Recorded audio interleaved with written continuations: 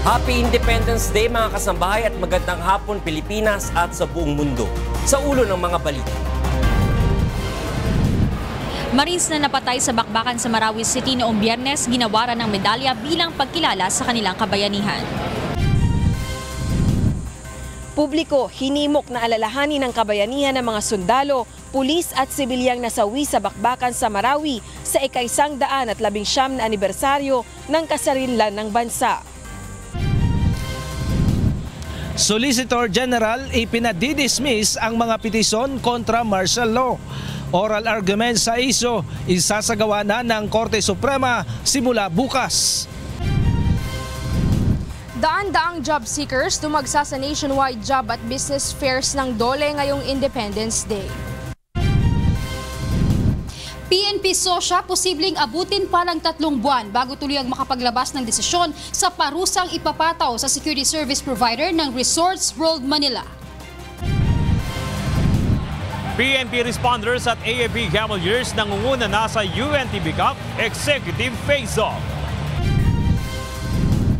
Wish FM 107.5 may special treat para sa lahat ng tagapakinig ngayong Independence Day.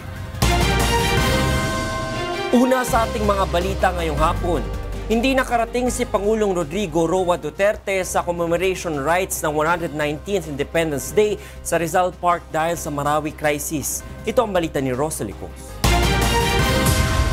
Sina Vice President Leni Robredo at Foreign Affairs Secretary Alan Peter Cayetano ang nanguna sa pagtataas ng watawat ng bansa at wreath-laying ceremony sa commemoration rites ng 119th Independence Day sa Rizal Park ngayong araw.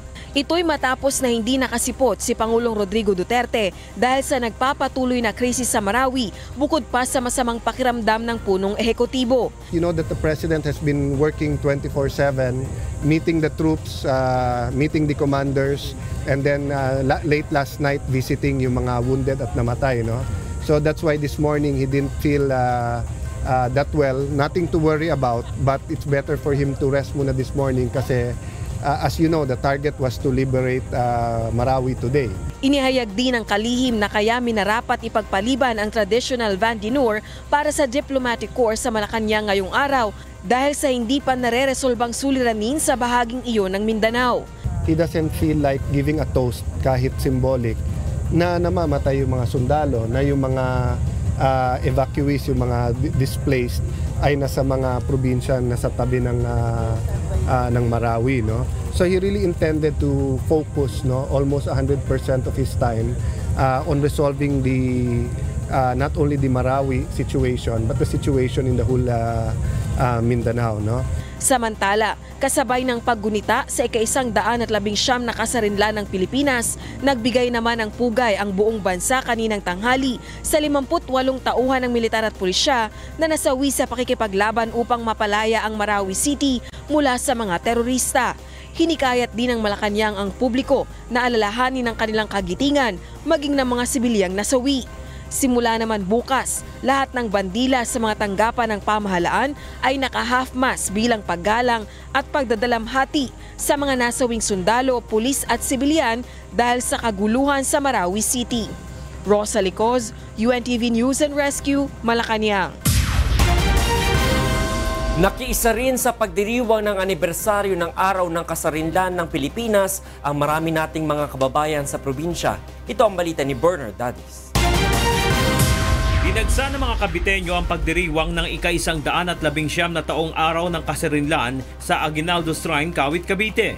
Pinangunahan ni Senator Panfilo Lacson at Tourism Secretary Wanda Teo ang makasaysayang flag raising ceremony sa balkon ng bahay ni General Emilio Aguinaldo. Ngunit kasabay ng talumpati ni Senator Lacson ay ilang nagkilos protesta naman ang dinampot ng mga otoridad. Sa Malolos, Bulacan, itinatag noon ng Malolos Congress kaya dito ang naging sentro ng pagdiriwang ng mga Bulakenyo. Layunin ng pagdiriwang na maipakilala sa mga bagong henerasyon ng mga kabataan ang kahalagaan ng pagdedeklara ng kasarinlan ng ating bansa sa pananakop ng mga dayuhan. Nagsagawa ng isang reenactment ng mga kababayan nating Kapampangan sa Angeles, Pampanga sa Pamintuan Mansion House kung saan ipinagdiwang ang unang taon ng kalayaan noong 1899. Pinangunahan ni Department of Education Secretary Leonor Magtulis Briones ang pagtataas ng watawat ng Pilipinas sa Old Mansion. Maski we are politically independent, ang challenge natin is to keep our country whole. We should not only be politically independent in pieces. The Philippines has to be whole, and that is a major challenge. Simpleng selebrasyon at wreath-laying naman ang isinagawa sa Tacloban City bilang pakikisa sa Independence Day ngayong araw. Sinalubong ng kilos protesta ang pagdiriwang ng 119th Independence Day sa Cebu. Tinututulan ng iba't ibang militanteng grupo ang patuloy na umiiral na batas militar sa Mindanao Region. Kabilang sa mga nakiisa sa kilos protesta ay Akbayan, Pagtambayong Foundation, Kaabag sa Sugbo, Partido Manggagawa, Sentro at iba pa. Pinangunahan ni Defense Secretary Delfin Lorenzana at Mayor Sara Duterte Carpio ang pagtataas ng bandila na sinundan ng panunumpa sa Watawat sa Quezon Park sa Davao. Binigyang pugay naman ng dalawang opisyal ang kabayanihan ng mga sundalong nasawi at patuloy na nakikipaglaban sa Marawi. This is an occasion to pay tribute to the heroic deeds of brave Filipino men and women who fought for our sovereignty, and to be reminded that we all share in the accountability of preserving the freedom and peace of our nation. And because you are here, we believe that you want to preserve our freedom. We want to have a bright future for our children. We want to develop our city, and we want to be a prosperous nation.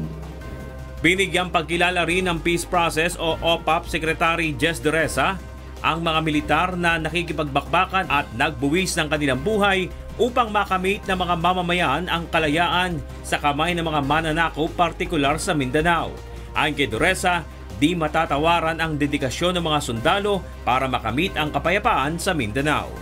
We may refer to the 1898 heroes of ours, but we have also modern heroes that we must also honor. Marami tayong istorya dito sa Zamboanga City. Ganon din. Maybe we can unearth many of the stories. Bernard Dadis, UNTV News and Rescue, Philippines.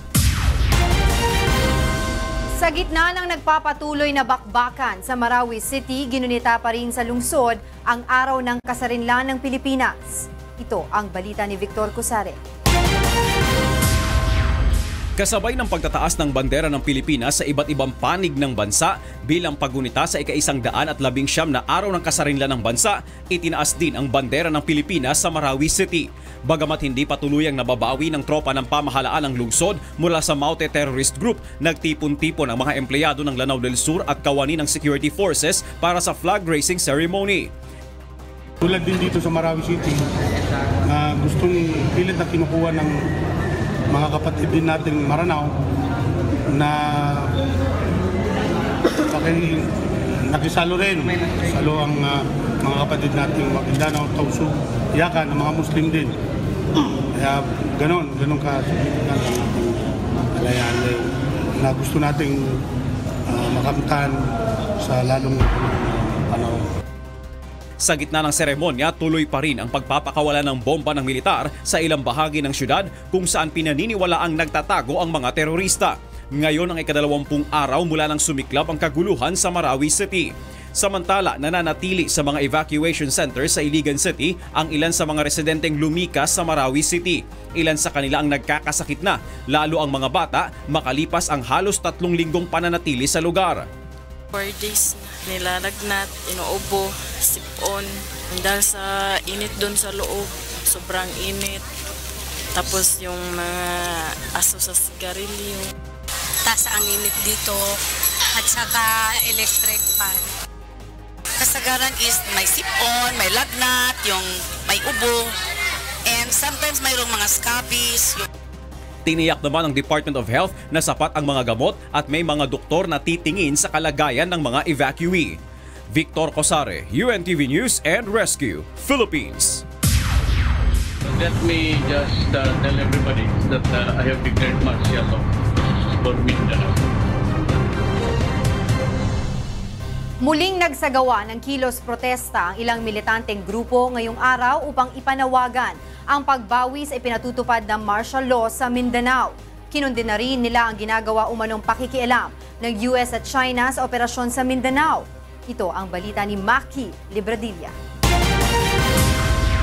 Nagmarcha papunta sa embahada ng China at Amerika ang ilang militanteng grupo kanina.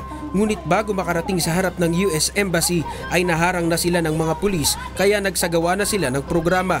Panawagan nila, hindi giyera kundi peace talks ang solusyon sa mga kaguluhan sa Mindanao. Hindi rin nila dapat nakikialam ang ibang bansa, lalo na ang mga may pansariling interes kapalit ng pagtulong sa pamahalaan. Hindi military intervention ang gusto natin sa China. Ang gusto natin sa kanila yung pagpasok ng kanilang tulong sa development nang walang kondisyon. Napakayaman ng mga natural resources sa Mindanao. Matagal nang gusto ng US gamitin ang Mindanao bilang kanyang outpost sa Southeast Asia.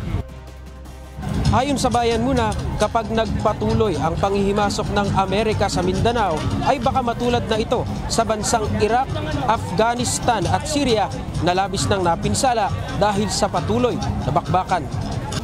Binatikos rin nila ang umano'y tila pagkikibit ng balikat ng Pangulo sa issue. I think dapat maging totoo si Pangulong Duterte dun sa kanyang sinasabing independent foreign policy and ask the United States not to interfere. Una nang sinabi ni Pangulong Duterte na hindi siya humingi ng tulong sa US para sa operasyon sa Marawi City.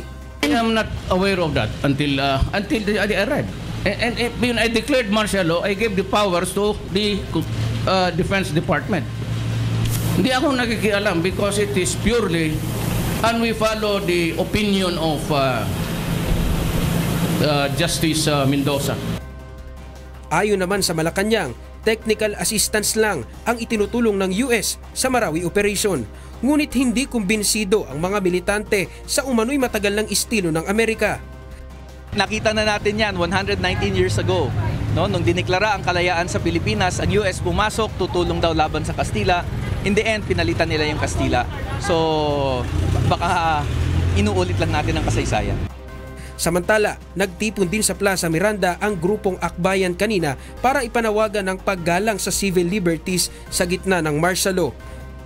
Ang anumang banta o aktwal na paglabag na sa civil liberties ay dahil sila ang Pangulo at Commander-in-Chief ay kailangan mag-exercise ng control at magpakita ng accountability. Nagpahayag din sila ng pagkabahala sa umano'y mga paglabag sa karapatang pantao sa Marawi City. We should lift martial law, we should stop airstrikes, and we should use that democratic political way of solving the problem of terrorism. Kasabay ng protesta ay binigyang pugay naman nila ang mga sundalo at pulis na nasawi sa bakbakan sa Marawi City. Maki Libradilla, UNTV News and Rescue, Manila. Samantala, sa pahayag naman ng Embahada ng Estados Unidos sa Pilipinas nitong Sabado, sinabi nitong sa hiling ng gobyerno ng Pilipinas ay tumutulong ang US Special Forces sa Armed Forces of the Philippines sa nagpapatuloy na operasyon sa Marawi sa pamamagitan ng suporta sa AFP commanders na nasa bakbakan laban sa Maute at Abu Sayyaf. Nilinaw naman ni Colonel Joar Herrera na technical support lamang ang ibibigay ng kanilang US counterparts at hindi ito kasama sa pakikipagbakbakan. The presence of the US counterparts facilitate the exchanges of intelligence, facilitate subject matter experts exchange, and also provides training exchanges, and of course the technical support that we are sharing together in the fight of global terrorism. Taliwas naman ito sa pahayag ni Pangulong Duterte na itinangging humingi siya ng tulong sa Amerika. Susunod sa ito ang balita. Daan-daang job seekers dumagsa sa nationwide job at business fairs ng DOLE ngayong Independence Day.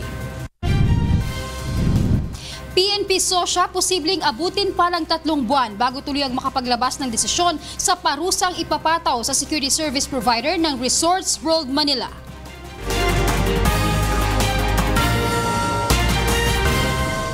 Mahigit 600 kumpanya ang nag-alok ng libo-libong trabaho sa isinagawang nationwide job and business fairs ngayong Independence Day. Ito ang balita ni Aiko Miguel. Kasabay ng programa kaninang umaga sa Luneta para sa ika-119 na araw ng kasarinlan sa bansa. Binuksan na rin ng Department of Labor and Employment ang Independence Day Job and Business Fairs sa Senior Citizens Garden sa Rizal Park, Manila. Sa ngayon, meron tayong available job vacancies na humigit kumulang nasa 123,000 at mga 680 yung participating employers natin. Kasama sa mga nagbukas ng booth ang Philippine Army na naghahanap ng mga bagong recruit. Alas 9 pa lang ng umaga, umabot na sa 100 ang nagparehistro at interesadong pumasok sa Army. In-expect namin ngayon na mas marami. Lalo-lalo na yung ating recruitment system is mas pina-improve natin, no, na napopromote ng maayos sa mga fields, pati na rin sa ibang branch of service ng Armed Forces of the Philippines. Mula alas 8 ng umaga hanggang 1:00 ng hapon, tinatayang nasa mahigit 7,000 ang nakapagparehistro dito. Mahigit 3,000 dito ang qualified at 406 ang hired on the spot. Katulad ni Ray Shaan na natanggap agad bilang cashier sa UAE. Po yung experience ko po, gagamitin ko din po doon pag dumating po ako doon sa UAE po.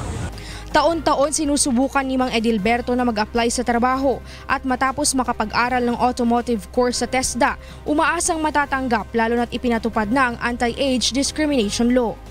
Okay naman po ngayon kasi sa nakaraan, pinipili ang edad nung nakaraan, ngayon wala na, hindi na, tuloy-tuloy. Ipinagmalaki naman ng DOLE na bumaba na ang unemployment rate sa bansa. Based on the latest April 2017 labor survey natin, nasa 5.7 lang ang ating unemployment rate. Ibig sabihin, nasa 94.3% ang ating employment rate ngayon. Samantala, nagpapaalala naman ang Labor Department sa mga kumpanya para sa tamang pasahod sa mga manggagawang pumasok ngayong araw. Sinasamantala ng Labor Department ang mga holiday upang mabigyan ng trabaho ang mga unemployed Filipinos. Pagkakataon nila ito upang bigyan ng oportunidad hindi lamang ang mga newly graduates, kundi ang mga contractual employees na makahanap ng maayos na kabuhayan. Aiko Miguel, UNTV News and Rescue, Manila. Malayo man sa lupang sinilangan ay nakiisa rin sa paggunita ng araw ng kasarinlan ang ilang Filipino community sa iba't ibang panig ng mundo. Ito ang balita ni June Garin. Nakiisa ang Filipino community sa iba't ibang panig ng mundo sa pagdiriwang ng Philippine Independence Day ngayong araw. Sa Amerika, isang flag raising ceremony ang isinagawa na sinundan naman ng makulay na parada ng mga native Filipino costumes ang isinagawa sa Vancouver. Nagtipon-tipon naman ang mga magpapamilya at magkakaibigan sa Earl Bales Park at nag-enjoy sa iba't ibang sports activities sa Toronto. Maging ang ilang mga government officials ng Canada ay nakiisa sa event. I always attended Philippines Independence Day celebrations, and this is a big one. Lots of family, friends who are here, so I'm very happy to join the community. Ilang kandidata ng Binibining Pilipinas USA ang nagpadagdag ng excitement sa mga Pilipino matapos makiisa sa isinagawang parada sa Los Angeles, California. Upang maipakita naman ang mayamang kultura ng mga Pilipino, isang parada rin ang isinagawa ng ating mga kababayan sa Manhattan, New York. Sa Europe, isang book launching ng kauna-unahang Filipinong nanirahan sa Ireland ang isinagawa kasabay ng pagdiriwang ng Philippine Independence Day sa Ballsbridge Hotel, Dublin, Ireland. Ipinakilala rin at naghandog ng ilang mga awitin ang isang world-renowned Filipina-Irish-American vocalist and philanthropist. I'm continually amazed by the Filipino people and their love and respect for each other and how they operate in our communities together. Napakasaya ko po na lumalago ang ating komunidad at mga kababayan nating Pilipino at nakakatulong sila sa tinatawag nating integration and nation building dito sa Ireland. Sa Paris, France, isang simpleng salo-salong authentic Filipino dish breakfast ang pinagsaluhan ng Filipino community leaders sa Embahada ng Pilipinas. At sa Rome, Italy, nagsalo-salo naman sa masasarap na putahe ang ating mga kababayan upang muling balikan ang kanilang mga paboritong pagkain Filipino. Samantala, kabilang rin ang UNTV Italy sa nagbigay ng serbisyo publiko sa ating mga kababayan sa pamamagitan ng pagbibigay ng round-trip ticket pauwi sa Pilipinas. Marami pong salamat sa Lord kasi unexpected po na makapanalo ako ng ticket. Kasama ang mga news team sa iba't ibang panig ng mundo, June Garin, UNTV News and Rescue, Paris, France. Patuloy na inaalagaan sa isang museo sa Baguio City ang kauna-unahang bandila ng Pilipinas. Ngunit nangangamba ang mga tagapangalaga nito na tumagal na lamang ito ng 50 taon bago tuluyang masira. Ito ang balita ni Bradley Robuza. Kasulukuyang nasa pangangalaga ng Aguinaldo Museum sa Baguio City ang kauna-unahang bandila ng Pilipinas na iwinagayway ni dating Pangulong Emilio Aguinaldo sa Kawit, Cavite noong June 12, 1898. Ginagamitan ito ng makabagong teknolohiya upang ito ay mapanatili sa orihinal na itsura at hindi masira. Ang 119 na taong watawat ay nakalagay sa isang madilim na kwarto na kung saan ay kontrolado ang temperatura, liwanag at humidity. Ngunit ayon sa mga nangangalaga sa bandila, posibleng 50 taon na lamang ang tatagal nito bago tuluyang masira. Father Time will always win, di ba?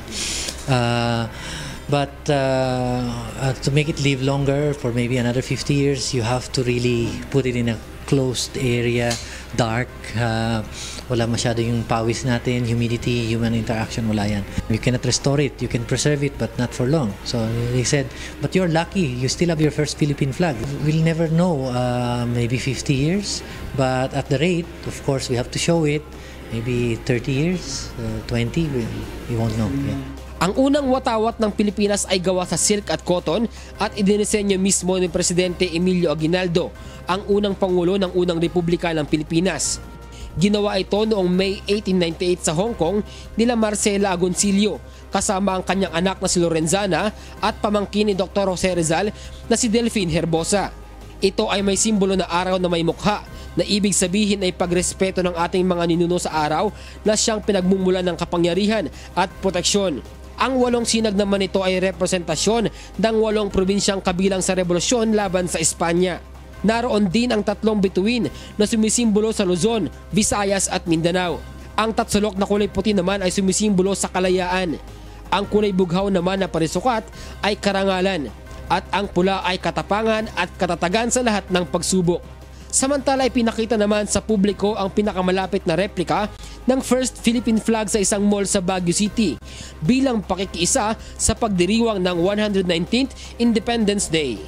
Bradley Robuza, UNTV News and Rescue, Baguio City. Nararapat lang na ikonsulta muna sa iba't ibang sektor ang panukalang pagpapabago ng pangalan ng bansa ayon sa isang social scientist. Ito ang balita ni Joyce Balancio. Kasabay ng selebrasyon ng ika-119 na taon ng kasarinlan ng Pilipinas, ipinapanukala ni Magdalo Party List Representative Gary Alejano na bumuo ang Kongreso ng Geographic Naming Commission na siya mag-aaral ng posibilidad na baguhin ang pangalan ng bansa.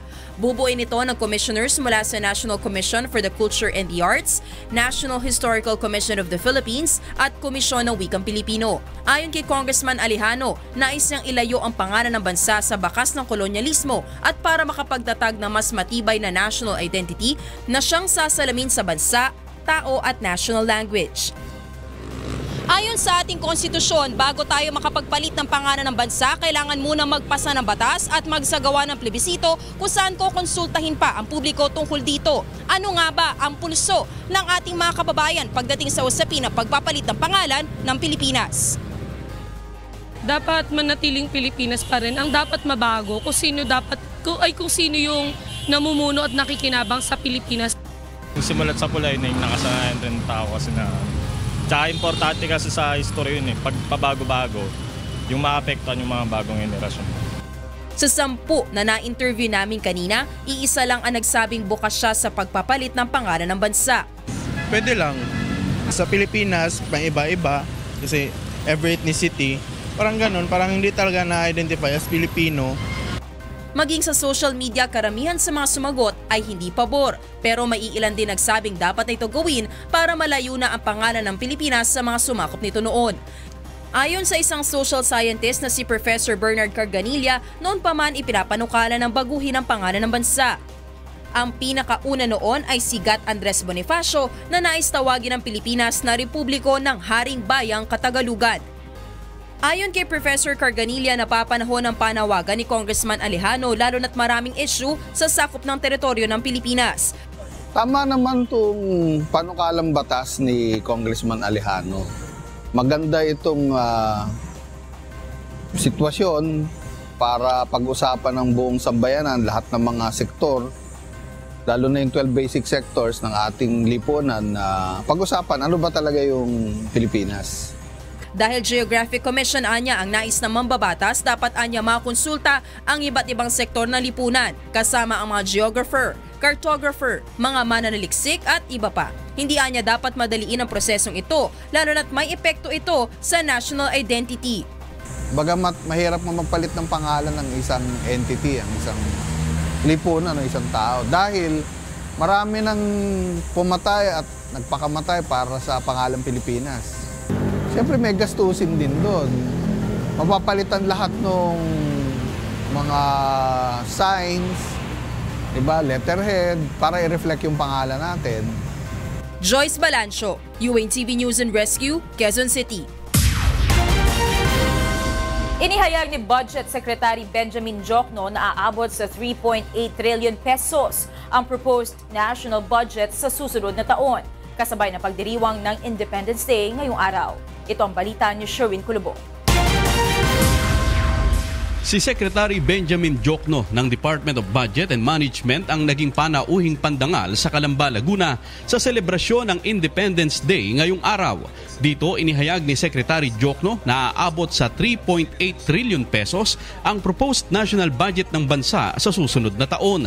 Mas malaki ito kumpara sa naaprobahang budget ngayong taon na 3.4 trillion pesos. Paliwanag ni Diokno, layo nitong masiguro ang tuloy-tuloy na nararanasang pag-unlad ng bansa. The Philippines is one of the fastest growing country in the fastest growing region in the world. Ang infrastructure project ang isa sa paglalaanan ng malaking pondo ng gobyerno na may budget na 1.1 trillion pesos. Mas malaki ito sa 847 billion pesos na nakalaan sa infrastructure project ngayong taon. Mataas ang pangarap ng ating gobyerno pagdating sa infrastruktura ng bansa.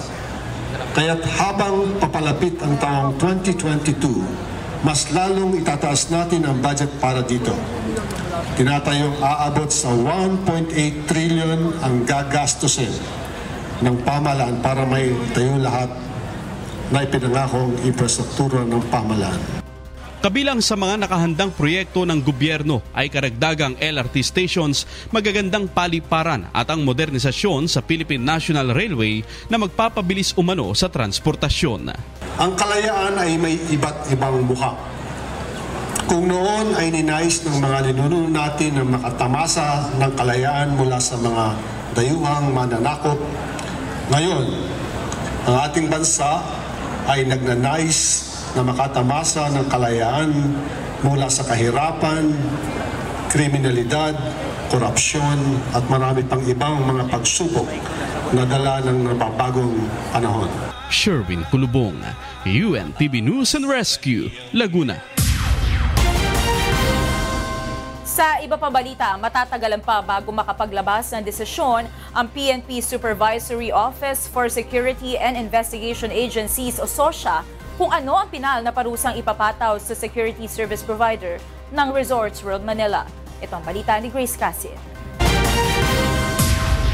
Dadaan pa sa summary hearing ang security service provider ng Resorts World Manila matapos kakitaan ang probable cause ng PNP SOSIA para patawan ng parusa. Ayon kay PNP SOSIA Deputy Chief Police Senior Superintendent Eldebrandi Usana, posibleng abutin pa ng 3 buwan bago tuluyang ipataw ang parusa sa Ensilanting Security Specialist Incorporated dahil bibigyan pa sila ng pagkakataon na makapagsumite ng kanilang sagot o motion kung nanaisin nilang mapababa ang parusang maaaring ipataw sa kanila.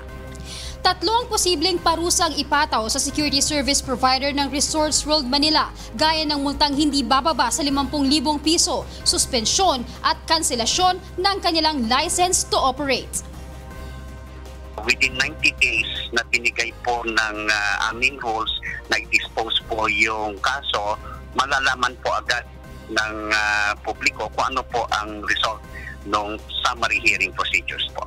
Kasi posible po yan na siyempre doon po sa MR i-request or i-recommend ng party, in this case yung MC Lanting, na kung pwede i-reconsider yung ilang parte ng findings nila dahil ganito po ang nangyari, things like those.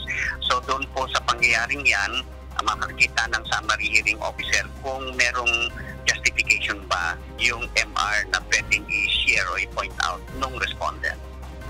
Una na ring ipinag-utos ng SOSYA na i-relieve ang 70 security personnel ng NC Lanting. Kabilang dito mga security guard na nakapwesto sa entrance at exit ng Maxim's Hotel at Newport Mall ng Resorts World. MC Lanting, wag muna kayong mag-deploy ng mga guards ninyo doon sa mga naturang mga lugar sa Resorts World. And that actually is part of preventive aspect doon sa kasong yon while the case is being investigated. Grace Casin, UNTV News and Rescue, Quezon City. Samantala, tinulungan ng UNTV News and Rescue Team ang isang motorcycle rider na nabiktima ng hit and run sa Quezon City kaninang madaling araw at 2 pang nasugatan sa aksidente sa Cavite. Ito ang balita ni Bernard Dadis. Pauwi na mula sa isang kasiyahan ng 24 anyos na si Christian Salvador sakay ng motorsiklo nang mabangga ng isang kotse sa Commonwealth Avenue pasado alas 2 kaninang madaling araw. Nagtamo ng mga galos sa mukha at hita ang biktima, ngunit sa halip na tulungan ay agad umanong umalis ang kotse. Ayon sa nakakita sa pangyayari, pa-U-turn ang motorsiklo nang mabangga ng paparating na sasakyan. Mabagal lang yung motor, tandaan. Yan yung kotse, mabilis. Parang siguro planong mag-counterflow o hindi ko alam kung nagbago yung isip para dumiretso Kasi nakita ko na lang ito, tumalsik na lang to eh. Matapos lapatan ng first aid, ay dinala na ng UNTV News and Rescue Team ang biktima sa East Avenue Medical Center. Samantala, tinulungan rin ng UNTV Rescue ang 2 nasugatan sa aksidente sa motorsiklo sa Emilio Aguinaldo Highway sa Dasmariñas City, Cavite noong Sabado ng madaling araw. Nagtamo ng mga sugat sa mukha at katawan ang magkaangkas na sina Andy De La Cruz at Jerome Bautista. Kwento ng mga biktima, nawalan sila ng kontrol sa motorsiklo matapos umanong gitgiting ng isang pickup truck. Tumanggi na silang magpadala sa ospital matapos bigyan ng pangunang lunas. Bernard Dadis, UNTV News and Rescue, Philippines. Good news dahil maaari nang magamit ng publiko simula ngayong araw ang libreng Wi-Fi connection sa EDSA na bahagi ng proyekto ng Department of Information and Communication o DICT. Ito ang balita ni Joan Nano. Nangunguna ang Pilipinas sa mga bansa sa buong mundo na naglalaan ng mas mahabang oras sa paggamit ng social media. Batay sa inilabas na pag-aaral ng Digital Global Overview noong 2016, umaabot ng higit 4 na oras ang ginugugol ng mga Pilipino sa paggamit nito. At dahil maituturing ng isa sa mga pangunahing pangangailangan ng internet connection sa panahon ngayon, inilunsad kanina ng Department of Information and Communications Technology ang libreng Wi-Fi sa EDSA. Simula ngayong araw, maaari nang maka-access ang publiko sa libreng internet connection sa 13 MRT Line 3 stations mula North Avenue hanggang Taft Avenue. Kasama rin sa mga binuksan na ng DICT ang Wi-Fi connection mula sa Guadalupe sa Makati hanggang Cubao sa Quezon City. Just this morning, yung download and upload was running from 200 to about 300 megabytes per second. But kasi ngayon, wala pang tao. Kasi Independence Day, ang hugos ng tao ay bukas. So sabi ko sa NTC, measure uli bukas ng NTC at saka DICT ang speed ng internet upload and download. But at 200 to 300, that is already very high, considering that the global standard led by South Korea is more than 40 megabytes per second only. Sunod namang aayusin ng DICT ang pagkakabit ng Wi-Fi simula Cubao hanggang North Avenue, gayon din sa Guadalupe hanggang sa Taft Avenue na target na matapos bago ang SONA ni Pangulong Duterte sa July 24. Inaasahan naman na makukumpleto ang installation ng libreng Wi-Fi sa buong kahabaan ng EDSA mula sa Balintawak, Quezon City hanggang sa Mall of Asia sa Pasay City sa katapusan ng Agosto ngayong taon. Ang proyektong ito ay alinsunod sa direktiba ni Pangulong Duterte sa DICT na mabigyan ng maayos na internet access ang mga Pilipino. Ikinatuwa naman ng publiko ang proyektong ito ng DICT na anilay malaking pakinabang lalo't mahabang oras ang kanilang ginugugol sa biyahe dahil sa matinding traffic sa EDSA. Mas maganda kasi di ba lahat ngayon accessible, gumagamit lahat halos ng social media. So mas maganda pagka may free wifi, accessible sa lahat, lalo pag magre-report din sila ng via online, mas marireport nila agad na mabilis. For me, that's good kasi makakatulong sa ibang estudyante na hindi mga late assignments. Pagka medyo traffic or like pag nag-aatay ng MRT, makakatulong din siya. Nakakalibang lalo na kapag traffic talagang laking tulong mo po yun. Ayon sa DICT, bukod nga sa EDSA, sa ngayon ay tinatrabaho na rin nila ang paglalagay ng libreng Wi-Fi sa halos 13,000 mga pampublikong lugar sa bansa, gaya na lamang ng mga palengke, public park at public library.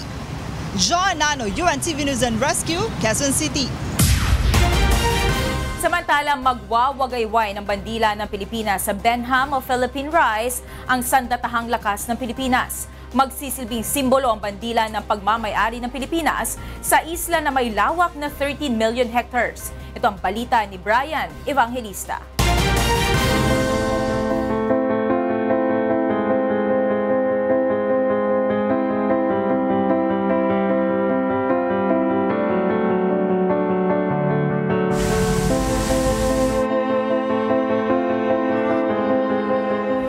Pasado alas 7 ng gabi nang umalis kami ng June 8 sa Port of Manila. Ngayon ay June 10, alas 4 ng hapon, narating na din namin ang sentro ng Philippine Rise na may kabuoang lawak na 13 million hectares. At ang plateau na nasa ilalim nito, yun yung pinaka-shallow part ng Philippine Rise, nasa 50,000 hectares kung saan ilalagay natin ang bandila ng Pilipinas. Dito sa kinilalagyan namin, natatanaw na namin ng dalawang barko, ang BFAR at ang barko ng research vessel din natin. Dahil 3 barko ang gagamitin para sa araw ng kasarinlan natin.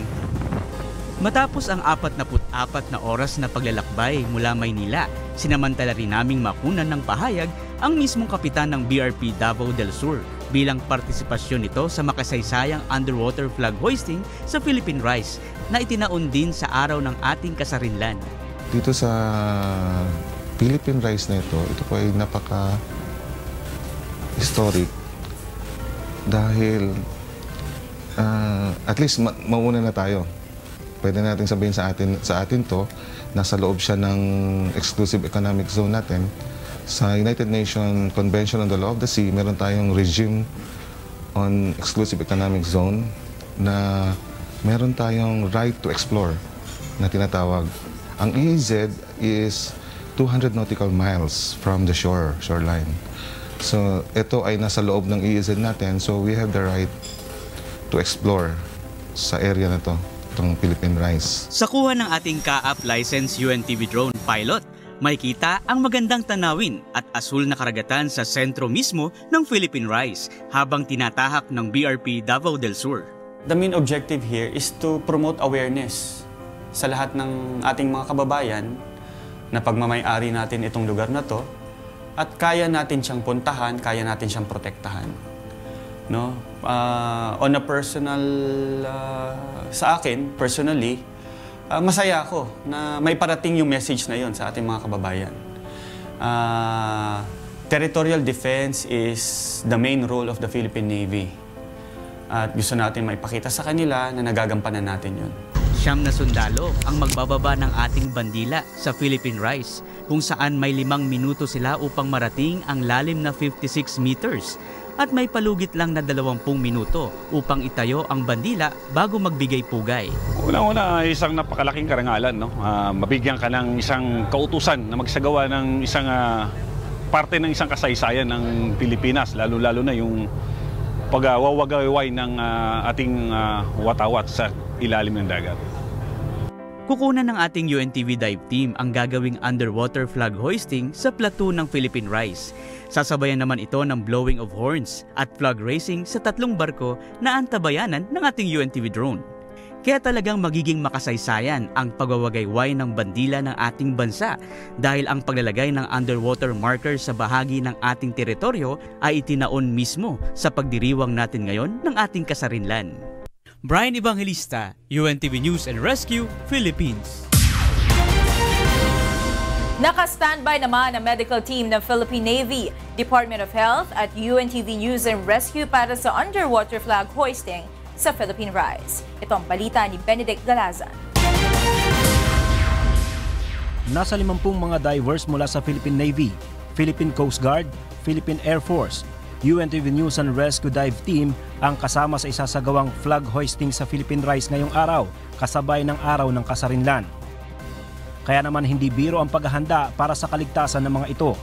Kasama ang doktor at nurses ng Philippine Navy, doktor mula sa DOH at UNTV News and Rescue Team ay sama-samang naka-standby medic para sa lahat ng participants. Bago ang gagawing pagsisid ng mga diver dito sa Philippine Rise, katuwang ng mga doktor ang UNTV News and Rescue Team sa pagkuha ng kanilang medical conditions.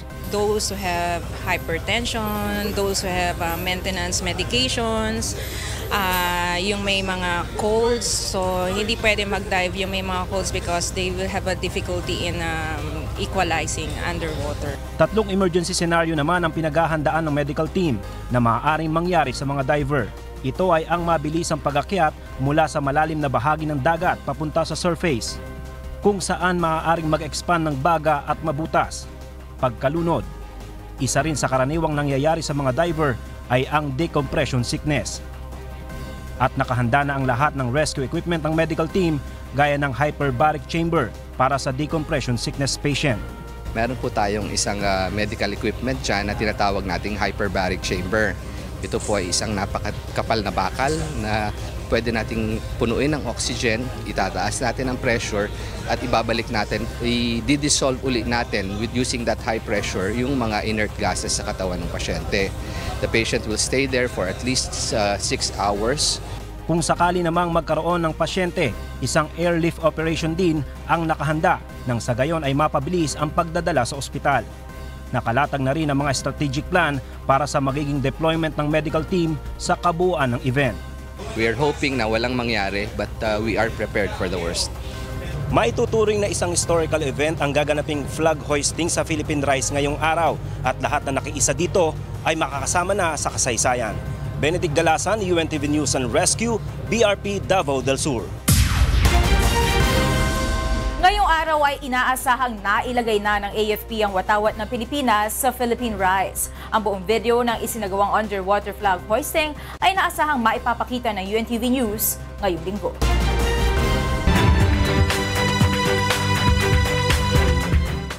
Mayong gabi, una sa atong mga balitang Promdi.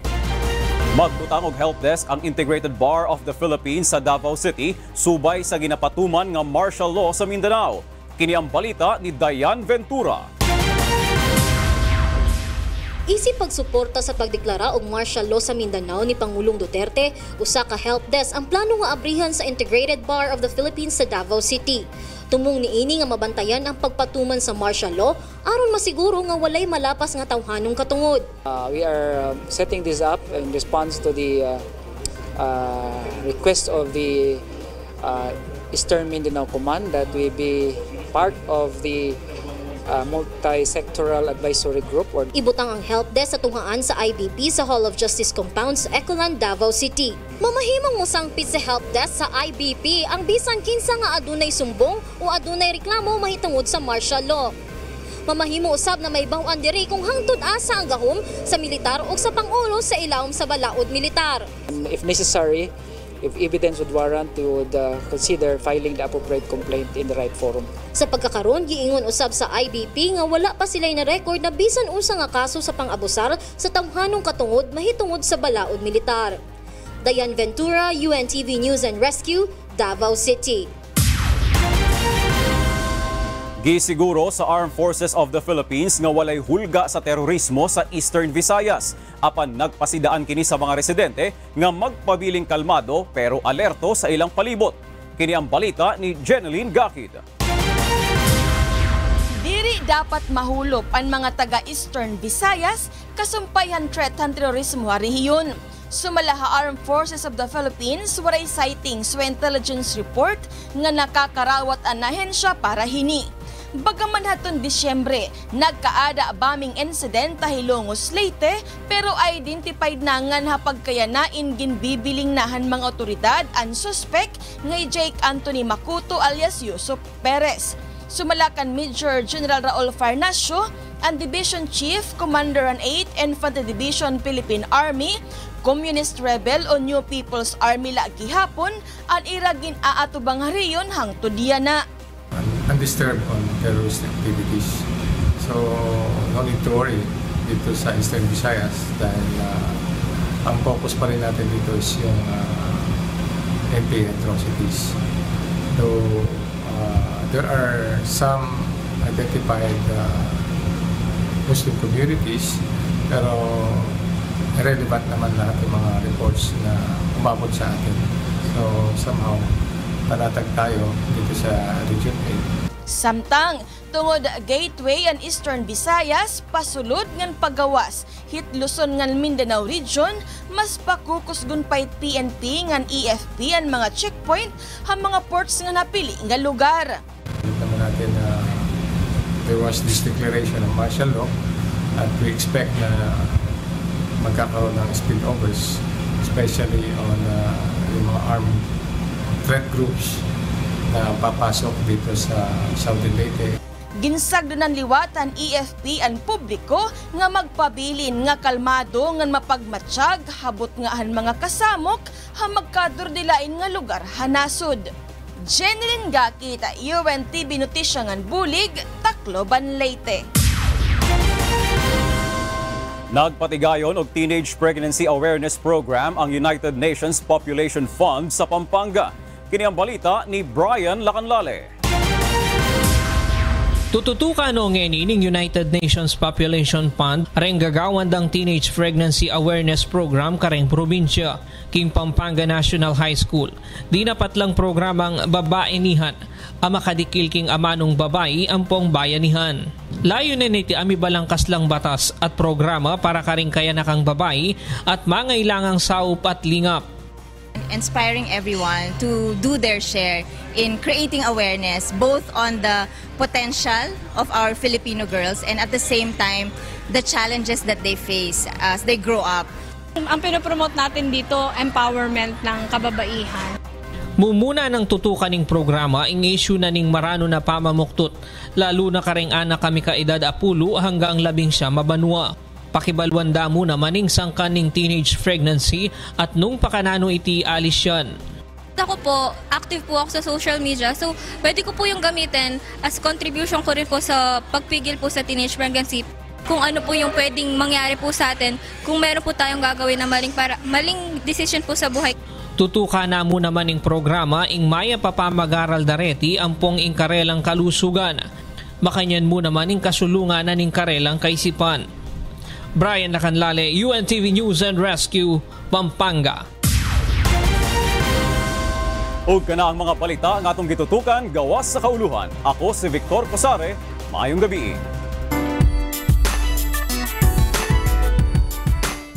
Bukas na ilalabas ang coffee table book ng programang Get It Straight with Daniel Razon. Tampok sa aklat ang mga makabuluhang panayam ni Kuya Daniel Razon sa mga piling personalidad sa ating lipunan. Kalakip ang maikling write-up tungkol sa mga ito. Isasagawa ang book launch sa National Bookstore Glorieta 1 bukas ng hapon. Isinasagawa ngayong araw, ikatlong Wish Dependence Day ng Wish 107.5 FM station. Ito ay isang special treat para sa lahat ng kanilang masugid na tagapakinig. Mula sa Santa Rosa, Laguna, ito ang balita ni Mon Hocson, live. Yes, Mon. Magandang gabi, Joyce. Bago magsimula ang ilang mga klase simula bukas ay nagbigay pa ng special treat ang Wish 107.5 ngayong araw para sa mga avid listeners nito. Ang Wish Dependence ay isang paraan ng Wish FM upang ipagdiwang ang araw ng kasarinlan ngayong araw. Taon-taon ay nagbibigay ng special treat ang Wish FM 107.5 sa lahat ng mga avid listener nito. At ngayong araw ang ikatlong taon ng Wish Dependence Day at naging masaya ang lahat ng mga wishers sa kanilang activity ngayong araw. Lahat ng mga participants ay mga wishers na sumali sa contest upang makakuha ng free invites para sa Wish Dependence Day. Maraming mga activities at mga games na kinagigiliwan ng mga participants ang isinagawa ngayong araw. Hinati sa 10 grupo ang mga participants at binigyan ng mga task at mission para sa araw na ito. May nakahandang mga premyo ang Wish FM para sa mga team na nanalo, gaya ng mga Wish FM souvenirs at memorabilia at cash prize. Lahat maano mo, nakakailo, lahat mararanasan mo, yung saya, tapos yun lang. Sobrang thank you kasi yung ibang rides doon, actually nasakyan ko na, pero thank you kasi yung experience, bagong friends, ganon. Ang saya, sobra. Thank you po. Yung space shuttle, grabe. Parang hinihila yung laman mo. So, pababa. Bali, extreme pero masaya. Enjoy. Joyce, matapos yung mga activities kanina ay pagod na pagod syempre at masayang-masaya itong ating mga participants ng Wish Dependence Day. Pero after nyan, hindi pa rin natatapos ang mga activities dahil after nyan ay meron tayong mini concert na sinasagawa ngayon. Nag-start yan ng 5:30 PM at matatapos ng 8 PM. Ilan sa mga guests ay ang mga sikat na OPM artists kasama na nagpe-perform ngayon na si Sam Mangubat, kanina si Jason Fernandez, Lea Patricio, Froilan Canlas, The Ones at iba pang mga OPM artists. So yan muna ang latest mula dito sa Santa Rosa, Laguna. Balik sa iyo sa studio. Maraming salamat, Mon Hokso, nagbabalita live mula sa Santa Rosa, Laguna.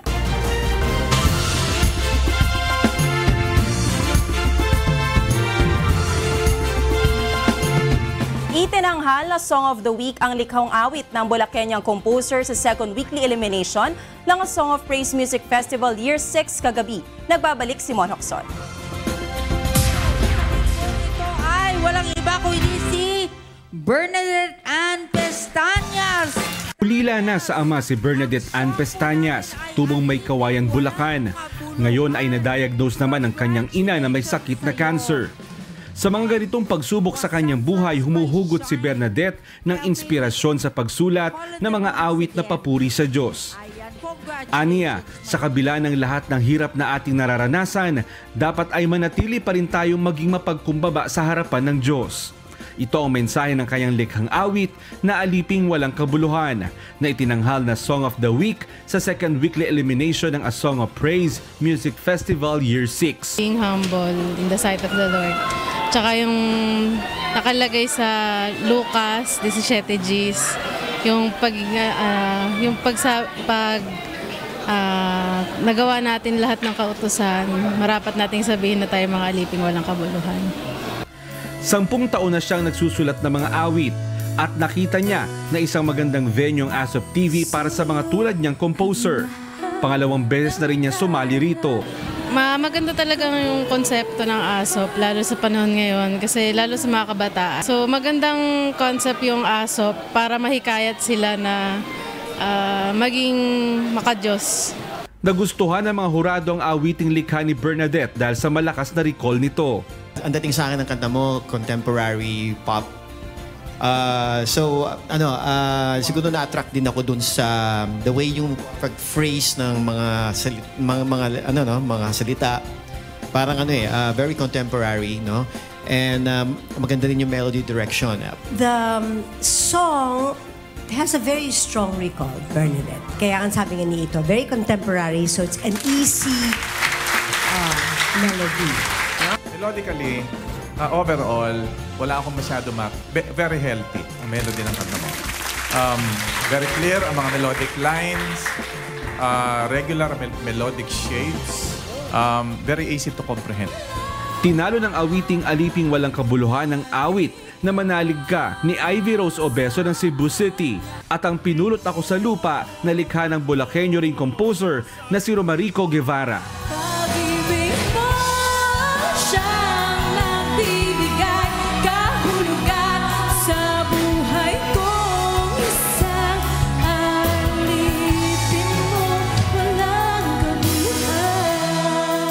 Mon Hocson, UNTV News and Rescue, Quezon City.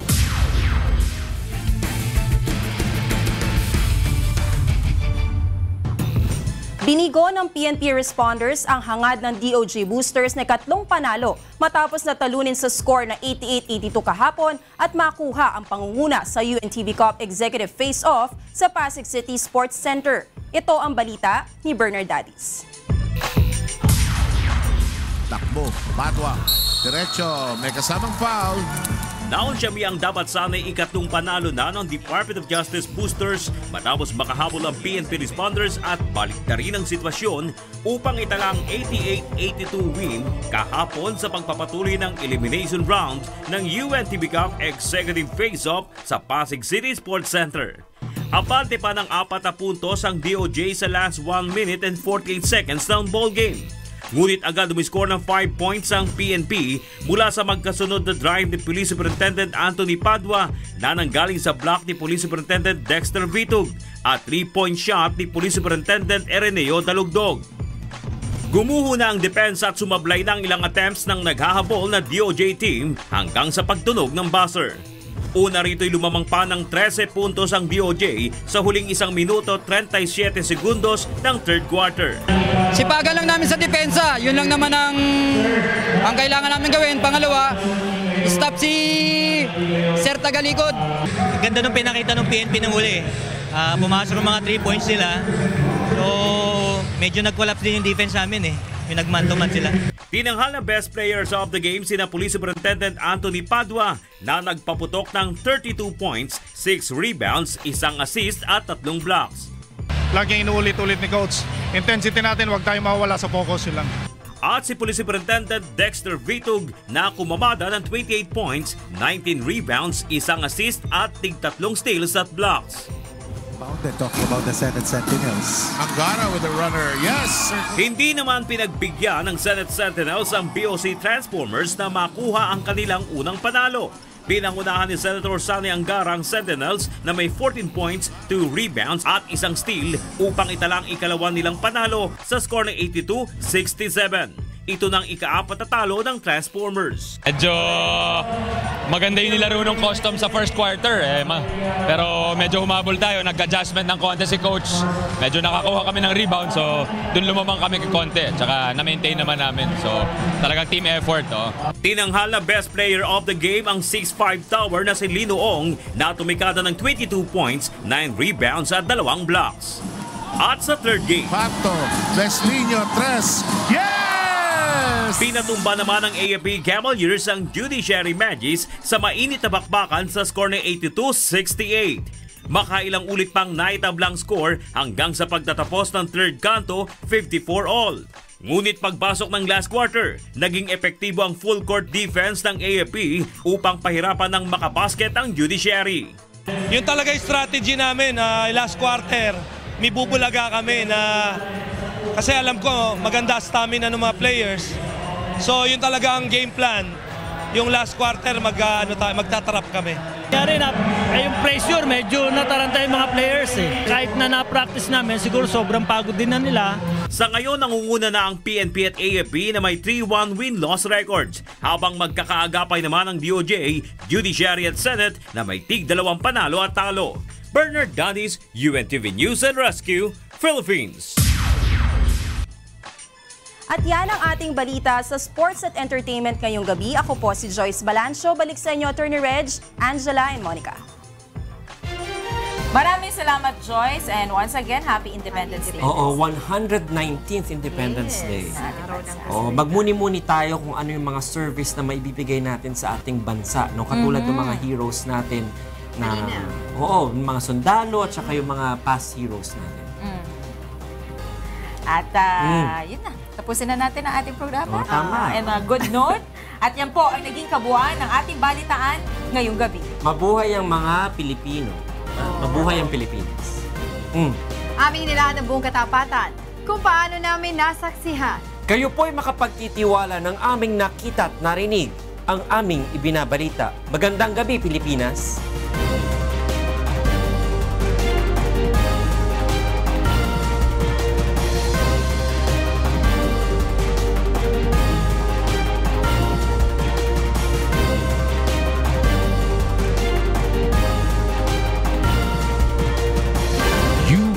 UNTV, your public service channel.